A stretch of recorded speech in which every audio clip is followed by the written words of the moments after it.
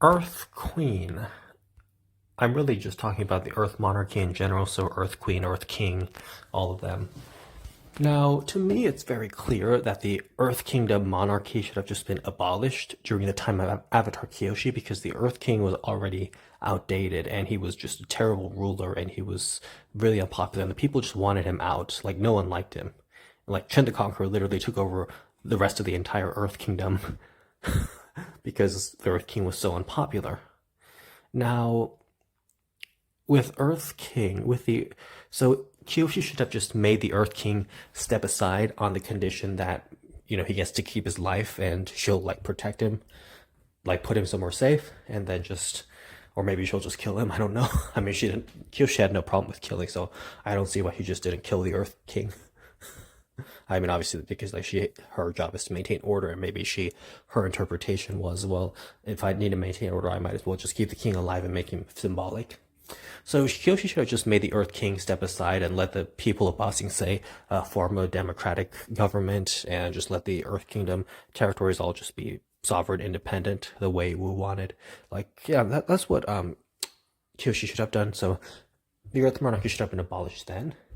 And but yeah, I mean, the point is, when I was watching Avatar: Last Airbender for the first time, and then I read the Promise comics, like I read the comics that happened after the series, I was very surprised to see the Earth King back in his job.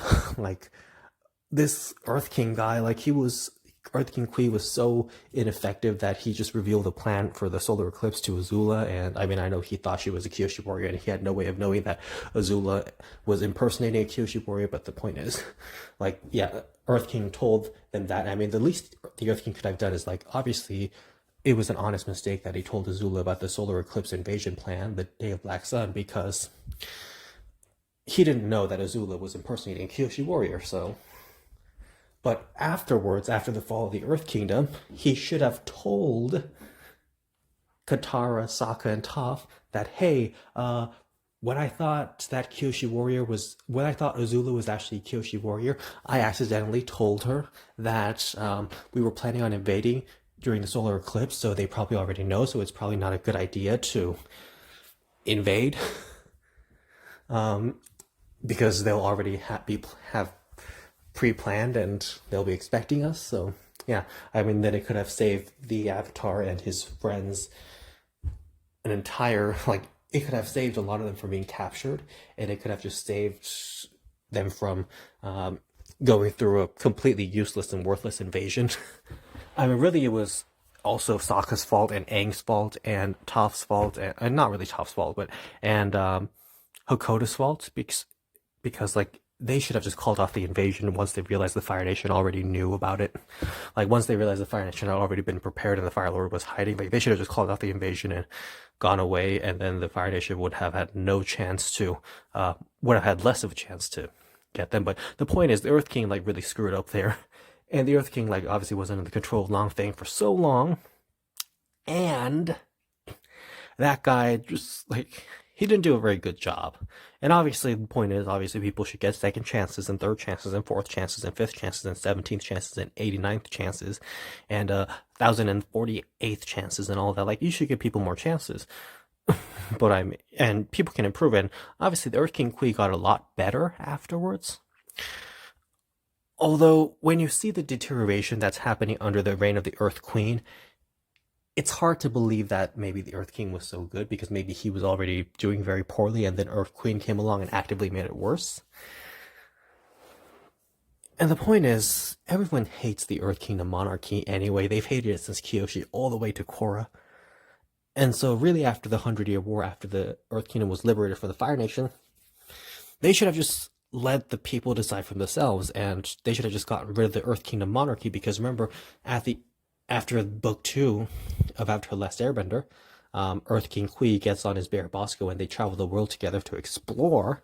So maybe he should have just continued to have fun and explore the world and just have fun and just stayed there instead of coming back to the palace and reinstating the monarchy and becoming the king again. Like, there was really no point in the monarchy, so he should have just had his fun with his bear and not returned, and that should have just been the end of the Earth Monarchy. Like after liberation for the Fire Nation, the Earth Kingdom also gets to be rid of the monarchy that it never liked. Like it should have just been abolished then. But anyway, yeah, and really, it's just. Oh, and by the way, obviously in the new comics with Prince Wu, we know that Prince Wu actually decides to take the throne because at the end of Legend of Korra Book 4, he was going to not take the throne and let democratic governments basically rule the Earth Kingdom. But, the things didn't really go as planned in the comics, and so King Wu decides to take back power. And that's just another mistake. Like, come on. Anyway, by the way, I think the palace in the embossing state probably just completely burned to the ground, and I think most of everything was destroyed because all they had for Wu's coronation was some royal brooch. So, and I just found it hilarious that when the Earth Queen died, she had Gun. She yelled at Gun, her servant. He's like, "Gun, lay down. Come back here and lay down your life for your queen, you coward." Like, that was such a funny line.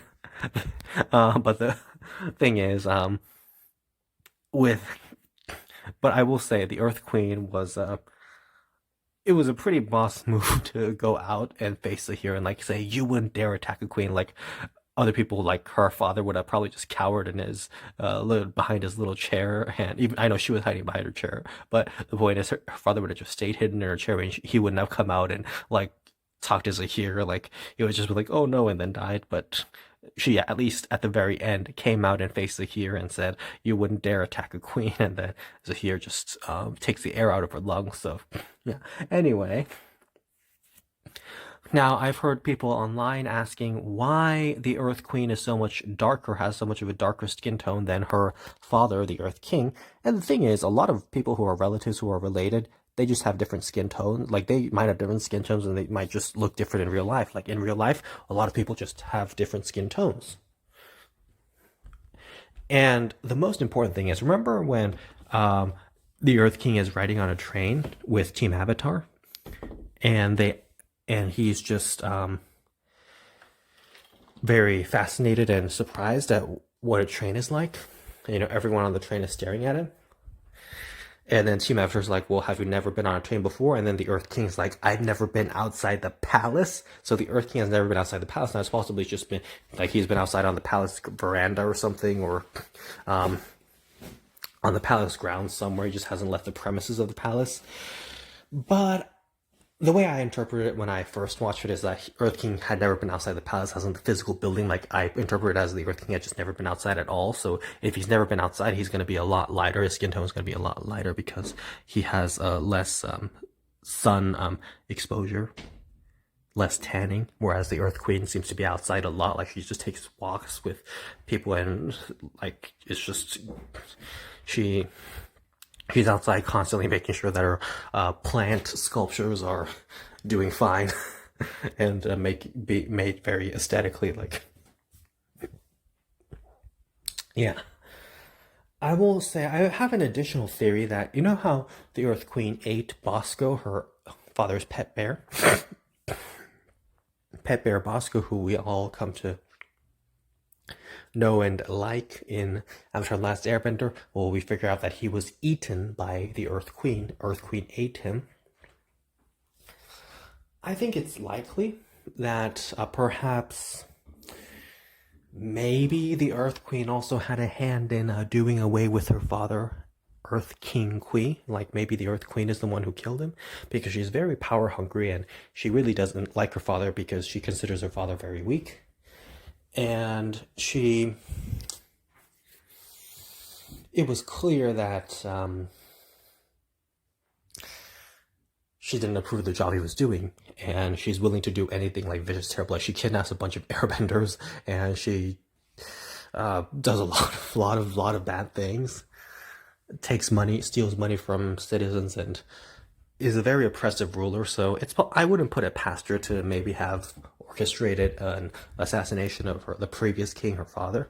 So perhaps she killed her father, ate his bear, and maybe that's what happened.